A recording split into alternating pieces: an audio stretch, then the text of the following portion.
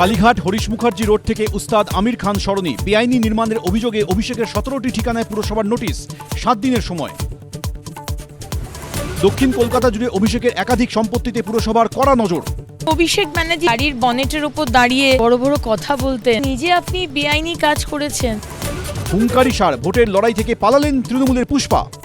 ভাইপো বাবু এলেন না কেন প্রচারে? আপনার প্রার্থী কোথায়? পোলিং এজেন্ট পাবে না জানে, তাই শেষ দিনে পালিয়েছে। আচমকা অভিষেক ঘনিষ্ঠ জাহাঙ্গীরের রণভঙ্গ, প্রশ্ন তুললেন কুণাল। পুষ্পা ভয় পাবে কেন? এটা ডায়মন্ড হারবার, অভিষেক বিপুল ভোটে ওখানে জিতেছিলেন, ব্যাপারটা উনি বলতে পারবেন। মন খুলে কথা বলতে দিতে হবে, নেতারা মাঠে নামুন, ঘরে বসে থাকলে কি করে হবে? কালীঘাটে মমতা অভিষেকের সামনে বললেন কুণাল, সন্দীপন, ঋতব্রত। মুখ্যমন্ত্রী হওয়ার পরে কাল প্রথমবার উত্তরবঙ্গ সফরে যাচ্ছেন শুভেন্দু অধিকারী। প্রথমে যাবেন শিলিগুড়ির পার্টি অফিসে, তারপরেই উত্তরকন্যায় প্রশাসনিক বৈঠক।